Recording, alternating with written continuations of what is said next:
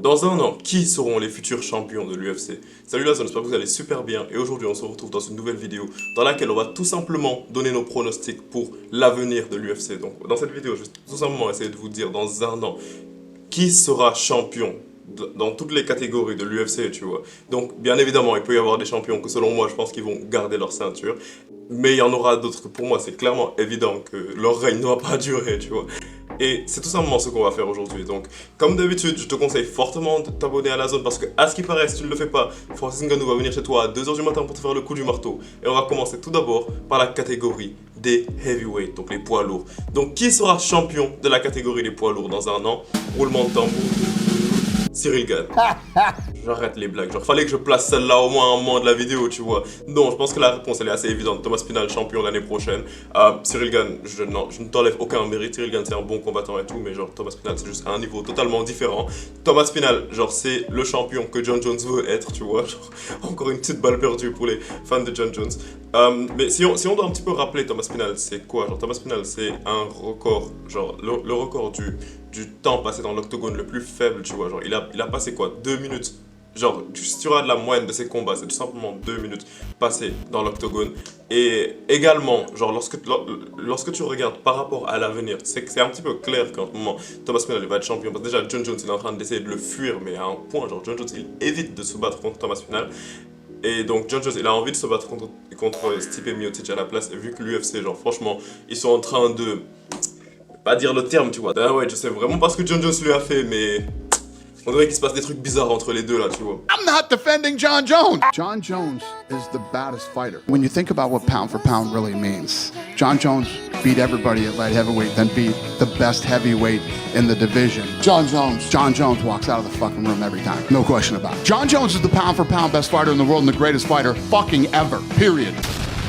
Donc Dana White, il est vraiment en train de pousser le combat entre John Jones et Stipe Miocic au point où il est littéralement en train de diminuer l'exposition qui était censé avoir sur Thomas Spinal, tu vois. Mais c'est un petit peu inévitable qu'après que John Jones affronte Stipe Miocic, c'est évident que le vainqueur va affronter Thomas Spinal. Mais spoiler alert, aucun des deux ne va affronter Thomas Spinal parce que déjà, je pense que on peut mettre de côté l'éventualité selon laquelle Stipe Miocic bat John Jones. Hein. Genre, je pense qu'on est d'accord sur ça. Genre, Stipe Miocic, impossible qu'il batte John Jones. Donc, John Jones va battre Stipe Miocic, normalement. Genre, dans la normalité des choses. John Jones bat Stipe Miocic. Et John Jones, il va juste prendre sa retraite, tu vois. John Jones, il va pas se battre une fois de plus. Pourquoi est-ce qu'il va vouloir tenter son invincibilité contre Thomas Spinal alors qu'il sait très bien que Thomas Spinal est un meilleur combattant que lui à l'heure actuelle. Donc, non, John Jones, il va directement battre Stipe Miocic, poser les gants et se barrer, tu vois. Et là, la ceinture, elle va revenir de droit à Thomas Spinal. Thomas Spinal, selon moi, genre, je pense que la seule personne contre qui, genre, il lui reste vraiment un combat important à faire, c'est juste Cyril Gane, tu vois. Enfin, après, bien évidemment, Alex Pereira, il va monter, après, Thomas Spinal va se battre contre Alex Pereira. Mais j'ai l'impression que Thomas Spinal, il bat également Alex Pereira, tu vois. Mais donc, Thomas Spinal, il va juste défendre sa ceinture contre Cyril Gane. Il va le mettre KO, je suis désolé les Français, mais genre j'ai vraiment l'impression que c'est ça qui va se passer. Il va mettre KO Cyril Gane, après il va partir et battre Alex Pereira. Et selon moi, franchement, Thomas Spinal, il garde sa ceinture, tu vois, d'ici l'année prochaine. Je sais qu'il y a plein de gens qui pensent que Alex Pereira peut être champion des heavyweight. Moi, je n'y crois pas, personnellement. Maintenant, on passe à la prochaine catégorie, qui est la catégorie des light heavyweight. Donc pour la catégorie des light heavyweight, le champion, clairement, Chama. Genre, je pense qu'il n'y a pas grand chose à dire. L'année prochaine, Alex Pereira, normalement, il reste champion, genre si tout se passe bien. Parce que Alex Pereira, déjà, quasiment, il a déjà presque fait le tour de sa catégorie, tu vois. Le seul truc qui lui reste, genre, c'est juste Ankalaev, tu vois. Genre, il ne lui reste plus qu'à affronter Ankalaev. Et selon moi, genre, pour Ankalaev, les gens ils disent que ouais, bon, Alex Pereira, il va galérer au sol et tout. Le premier truc, Ankalaev, il avait fait une promesse, genre qu'il allait striker avec Alex Pereira. Mais je te dis, genre, dans l'UFC, faut pas trop faire confiance aux combattants, tu vois, parce que les combattants, ils sont là pour gagner également, tu vois. Donc si Ankalaev, il voit qu'il est en train de se faire démonter debout, bien évidemment qu'il va shooter les takedowns. Mais le truc à prendre en compte, c'est que le Alex Pereira qui s'était battu contre Adesanya, genre sur lequel Adesanya était en train de faire une masterclass au sol, ce n'est plus le Alex Pereira actuel. Genre Alex Pereira, ça va bientôt faire 2 ans qu'il s'entraîne quasiment chaque jour à la lutte avec Glover Teixeira, qui est vraiment un bon combattant de Jiu-Jitsu. Et Alex Pereira, il a juste un bon sol maintenant, genre bien évidemment, genre contre Jan Blachowicz. Jan Blachowicz, et genre, il il lui a mis de la pression au sol et tout, mais il ne l'a pas soumis et il ne l'a pas vraiment mis dans des situations super dangereuses, tu vois. Donc Alex Pereira, j'ai l'impression qu'il sait se défendre au sol. Bien évidemment, on va pas se mentir, genre c'est debout, genre que c'est un monstre, tu vois. Et vu le style de combat de Ankalaev, même si c'est un bon striker, il y a des moments parfois où genre il peut baisser ses mains, baisser sa garde et tout. Et à ce moment-là, en fait, Alex Pereira, il te rate juste pas. Et Alex Pereira, le truc c'est que un crochet du gauche bien placé, c'est terminé. Là, il n'y a pas vraiment beaucoup de débat avec Alex Pereira, genre juste un crochet bien placé et c'est directement terminé, tu vois. Et il a vraiment une technique de ouf. Et il survit au sol. Donc Alex Pereira, en ce moment, je pense pas que quelqu'un dans la catégorie des light heavyweight peut l'arrêter, tu vois. Donc Alex Pereira, ce que je vois, c'est juste qu'il va battre Ankalaev, vu qu'il se bat vraiment de manière très fréquente. Donc j'imagine qu'il va battre Ankalaev peut-être d'ici la fin de l'année. Après, il va essayer de monter et prendre Thomas Spinal, parce que à ce moment-là, sûrement Thomas Spinal sera champion undisputed. Il va essayer de monter et prendre Thomas Spinal, mais Thomas Spinal va lui montrer les vraies couleurs de la catégorie heavyweight. Et après, Alex Pereira va redescendre, garder sa ceinture dans les light heavyweight, tu vois. C'est ça que je vois en tout cas. Maintenant, on va passer à la catégorie des middleweight. Pour les middleweight, c'est qui va être champion? C'est mon combattant préféré. Le plus fort, le GOAT de la catégorie des middleweight. Ne me parlez pas de Anderson Silva, ne me dites rien. Le champion de la catégorie des middleweight l'année prochaine, pour moi, c'est un petit peu évident que ça va être Israel Adesanya. Je pense, les gars, il n'y a pas vraiment beaucoup de débats sur ça parce que Adesanya, il est en train de revenir en force. Là, on a Contender Adesanya, donc le Adesanya qui n'est pas champion. Il va venir, il va affronter Dricus du Plessis. Les gars, genre, comme je vous le dis à chaque fois, ma vie dépend de ce combat. Genre, ma santé mentale dépend à 100% de ce combat. Si Dricus du Plessis, BKO Adesanya ou qu'il bat Adesanya, honnêtement les gars, genre il faudrait que vous m'envoyiez souvent des messages pour checker genre si tout va bien chez moi et tout, parce que là je risque de péter un câble, tu vois. Et genre franchement genre j'imagine même pas. Donc pour ma santé mentale, il faut que Adesanya soit champion. Mais en plus, c'est même pas simplement par rapport à moi, tu vois. Donc Adesanya, selon moi, genre le truc qui va vraiment se passer, c'est que il va venir me battre Dricus du Plessis déjà en fin du mois d'août. Franchement, il le faut. Like, you have to do this. Adesanya, ok, bref, là je suis en train de me laisser aller, mais d'accord. On va rester professionnel, on reste professionnel, d'accord? Donc Adesanya va venir, il va battre Dricus du Plessis et je le vois bien venir parce que Dricus du Plessis, même s'il a un style vraiment très bizarre, mais souvent il a tendance à rusher sur toi d'un coup. Et avec un sniper comme Adesanya, je me dis qu'un crochet du gauche bien placé comme ça peut l'éteindre également parce qu'Adesanya il a aussi un très puissant crochet du gauche. Franchement, les crochets du gauche des kickboxers ils sont intéressants, comme Cédric Doumbé aussi. Mais bref, donc Adesanya bat Dricus du Plessis, les gars, je le dis là, maintenant. Adesanya bat Dricus du Plessis. Il le bat. Ouais. Et après ça, Adesanya va affronter Strickland parce que comme il l'a dit, genre, il est pas là pour des ceintures, genre, il est là pour prendre des têtes, il veut battre tous les gens qui l'ont battu. Franchement, là, on a Adesanya qui a la rage, bro. That's what I like. Bon, je me laisse un petit peu trop aller quand je parle d'Adesanya, les gars. Lâche un like, genre, si tu aimes cette vidéo, il y a moyen que tu gagnes 30 000 euros. J'ai pas dit que c'est moi qui vais te donner les 30 000 euros. Mais il y a moyen que tu gagnes 30 000 euros. Peut-être. I don't know. Mais après. Adesanya. Genre, s'il bat Dricus du Plessis, le prochain truc qui a du sens, le prochain combat, je veux dire, qui a du sens, ce sera bien évidemment soit Adesanya contre Whittaker, soit Adesanya contre Strickland. Soyons honnêtes pendant 2 secondes. On a déjà vu Adesanya contre Whittaker. Donc, le seul choix qui resterait serait Adesanya contre Strickland. Là, j'ai parlé dans l'hypothèse selon laquelle Whittaker bat Khamzat, tu vois.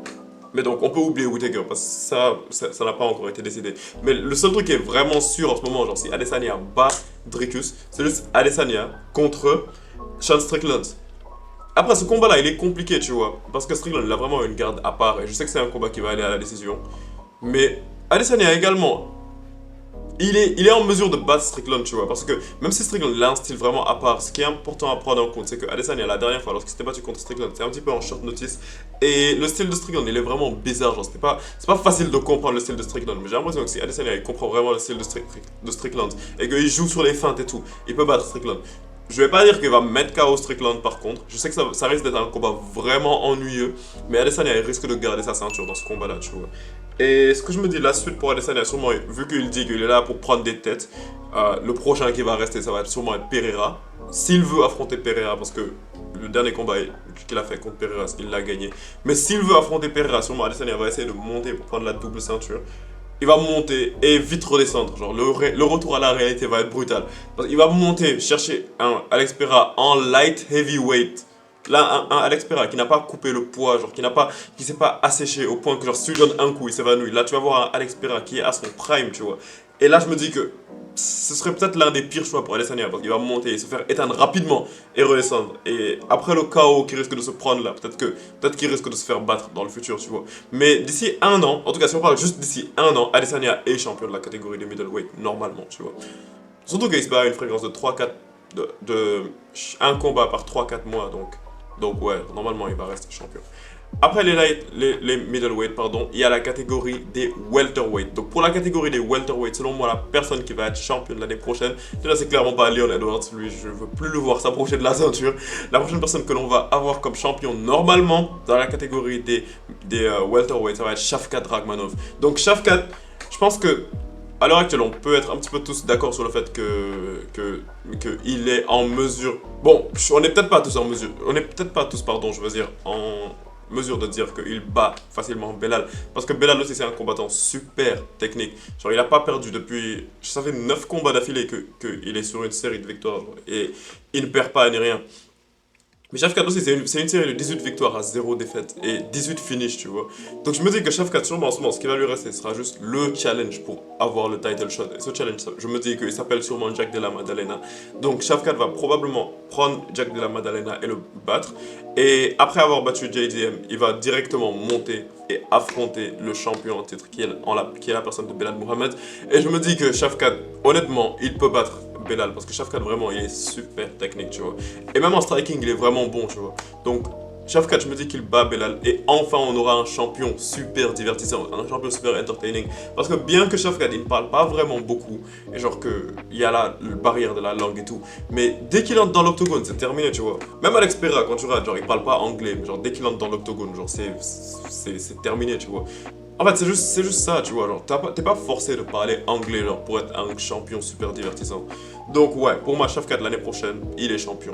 Maintenant, après la catégorie des welterweight, on va passer à la catégorie des lightweight. Donc, dans la catégorie des lightweight, la personne que je suis convaincu qu'elle va devenir championne, bah, c'est personne d'autre que Islam Makhachev, hein. Je suis désolé, mais Islam, il garde sa ceinture. Genre là, j'étais en train de vraiment réfléchir en mode, est-ce que Arman Tsarukyan, il y a moyen qu'il prenne la ceinture ou quoi que ce soit. Mais je sais que en termes de style, c'est le combattant genre, qui pourrait poser le plus de problèmes à Islam. Même si Islam l'a déjà battu. Mais honnêtement, les gars, Islam, j'ai pas l'impression qu'à l'UFC, il y a un combattant qui soit meilleur que lui. Genre partout. Genre partout dans l'UFC. Genre littéralement. C'est ça que je te dis, genre, il est bon partout, genre, dans tous les domaines du MMA. Et il excelle dedans, tu vois. Jusqu'à ce qu'il y ait des gens qui disent qu'il est dopé. Non, mais franchement, Islam, il est tellement. Genre, son style de combat est tellement parfait. Genre, il fait tellement super bien tout ce qu'il est censé faire. Et il finit les combats. Et en fait, je me dis qu'on ne profite pas encore assez de l'ère de domination de Islam Makhachev, tu vois. Là, on est toujours en mode, ouais, Islam, il bat tous nos combattants préférés et tout. Mais en fait, Islam, quand son déclin va commencer, ou bien quand il va partir en rang et il va rendre la ceinture, et partir en champion comme ça, parce que c'est pas impossible également. C'est là qu'on va se rendre compte en fait de à quel point Islam c'était une bête, tu vois. Donc Islam, franchement, faut qu'on se rende compte à quel point c'est une créature. Et pour moi, genre, il n'y a pas moyen qu'il perde sa ceinture d'ici l'année prochaine. Après, on passe à la catégorie des featherweights. Donc pour la catégorie des featherweights, le champion actuel c'est Ilia Topuria et j'ai l'impression qu'il va perdre sa ceinture contre Max Holloway dans son combat qui vient là. Parce que Ilia Topuria, c'est vraiment un super bon combattant. Mais les gars, Max Holloway, c'est Max Holloway également. Je sais que Ilia Topuria n'a jamais perdu dans l'UFC, et que Ilia Topuria, il a battu Alexander Volkanovski, et que Alexander Volkanovski a battu 3 fois Max Holloway, et que selon les maths du MMA, donc si on fait une règle de 3, on va dire que Max Holloway, donc techniquement, il est censé perdre contre Ilia Topuria. Mais sauf que je suis pas d'accord, parce que déjà, Max Holloway, il n'a jamais été terminé. Genre, on l'a jamais mis KO, Max Holloway, et l'une des forces majeures de Ilia Topuria, c'est le fait de mettre KO les gens. Après, je sais que... Non, j'allais dire que Volkanovski s'est jamais fait terminer, mais lui également il s'était fait mettre KO juste avant.